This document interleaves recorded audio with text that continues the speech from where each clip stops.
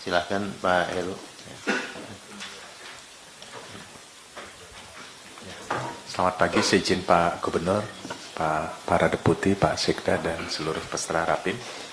Pagi hari ini kami menyampaikan ke Pak Gubernur, izin Pak, surat sudah dibuat kepada Menteri Keuangan. Yang kedua adalah updating, peroleh dulu Pak, updating yang 13,9 triliun, yang sebagaimana disampaikan, bahwa itu adalah posisi anggaran APBD kita Pak.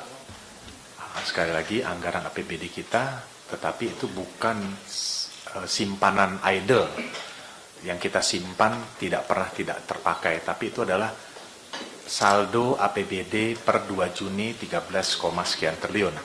Itu sebelum Lebaran, tentunya setelah menjelang puasa Lebaran kita pakai untuk bayar gaji, telepon, air, listrik, dan kegiatan rutin di para SKPD. Sehingga per hari ini kami melaporkan kepada Bapak Gubernur adalah langsung ke grafik. Nah, ini pendapatannya Pak, bahwa sudah 46,79% atau 27 triliun dibanding dengan tahun 2015 ada 21% Pak. Berikutnya adalah grafik PAD, nanti di detail pendapatan detailnya oleh Pak Kadis. Di sini adalah 18,3 triliun atau 46%. Dibanding dengan tahun 2015 dengan tanggal yang sama adalah 15 triliun atau 41%, sekian Bapak. Berikutnya adalah grafik pajak daerah. Ini adalah masih lebih bagus, 46% dibanding dengan tahun 2015 adalah 42%, atau nilai rupiahnya adalah 14 triliun, tahun 2015 adalah 13,6 triliun. Semua uang kita ini adanya kan di bank Pak, ada di Bank DKI, sedikit di Bank Mandiri dan BRI yang sebagai mereka bekerja sama dengan kita untuk memperoleh pajak-pajak daerah.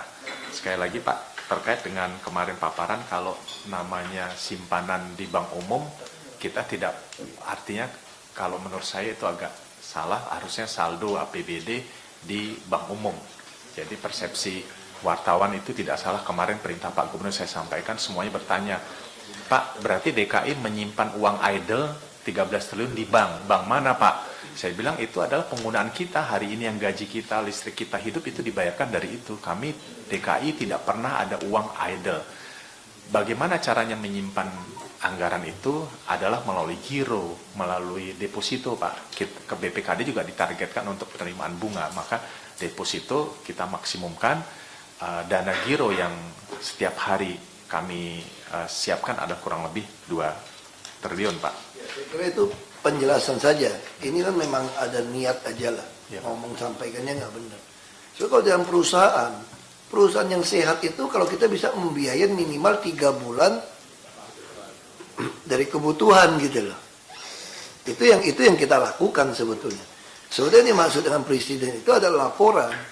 Daerah-daerah itu dulu suka mendesak DAU, tapi DAU yang didapatin didesak cepat-cepat masuk, justru mereka depositoin, nggak mau keluarkan.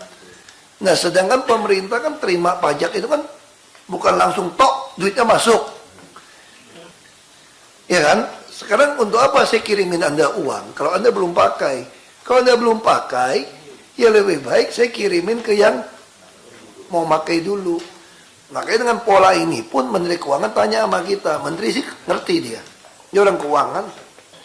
Menteri Keuangan juga mengatakan boleh nggak dia transfer kita tuh bulan April atau Mei tahun depan kurangan untuk arus kas.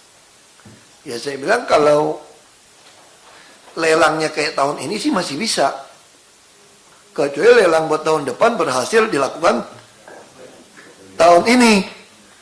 Itu mungkin arus kas kita berantakan. Jadi kita juga susah mau pastikan. Banyak juga berantakan, kayak rusun kan berantakan. Barang yang fix saja bisa berantakan lelangnya. Izin Pak Gubernur, ini lanjut karena pembicaraan kemarin seperti itu, mungkin ada terkait dengan kebijakan Kementerian Keuangan Bapak. Jadi tujuannya adalah akan membagi dana bagi hasil yang mungkin agak mundur Pak. Jadi kalau kami lihat langsung ke dana perimbangan. bahwa 2016 pemerintah pusat berjanji akan memberikan 13,87 triliun. Di 2016 yang sudah masuk adalah 6,9 triliun. Di sisi lain, secara administrasi, mereka akan berjanji menambah 1,1 triliun. Dan masih ada hutang tahun lalu 5,3. Ini secara administrasi yang perpesnya sedang draft, Pak. Berarti uang yang belum kita terima adalah 5,3 ditambah 1,1 sekian. Tetapi dari lihat situasi APBN, di mana dipotong 133 triliun, mohon izin Pak Gubernur, Pak Sekda, para deputi, bahwa saya menyampaikan pemikiran realita, bukan memikirkan over confidence. Kalau over confidence kita bisa mendapatkan 5,3 dan 1,1. Untuk itu kami menyampaikan di Rapim ini bahwa kemungkinan besar mereka akan stop di posisi bagus kalau 13,7, Pak. Mungkin akan berhenti di posisi yang sudah ditransfer 0,9. Sehingga hitung-hitungannya kalau realita kita akan kekurangan 7T sampai 4,5T. 7T, Pak. Nah, untuk itu izin Pak Gubernur, mungkin nanti kami membawa surat Pak Gubernur menyampaikan itu, minimal kita mendapatkan posisi, nggak tahu Bu Tuti setuju nggak, 13,87 janji yang 2016. Walaupun nanti di posisi Januari 2017 yang sebagaimana Pak Gur sampaikan, dia akan menyampaikan 5,7T di posisi April. Tetapi kalau seperti kondisinya seperti ini, silva kita nanti di akhir Desember akan mepet. Sehingga Januari, Februari akan mepet pembayaran gaji, Pak. Januari, Februari, Maret, biasanya Pak Agus pengalaman kita belum bisa mendapatkan PAD yang maksimal. PAD maksimal itu secara grafik di bulan April ya. Nah, sehingga kita mengandalkan silva untuk membayar telepon, air, listrik, dan kegiatan rutin para SKPD, Pak. Demikian Pak kami sampaikan. Tujuan mereka adalah menyampaikan kepada kita sebenarnya bahwa pemerintah akan menunda dana perimbangan dengan kalimat kemarin menyampaikan paparan bahwa kita punya 13 triliun sekian-sekian. Tujuannya adalah sebenarnya ini, Pak. Demikian Pak Gubernur.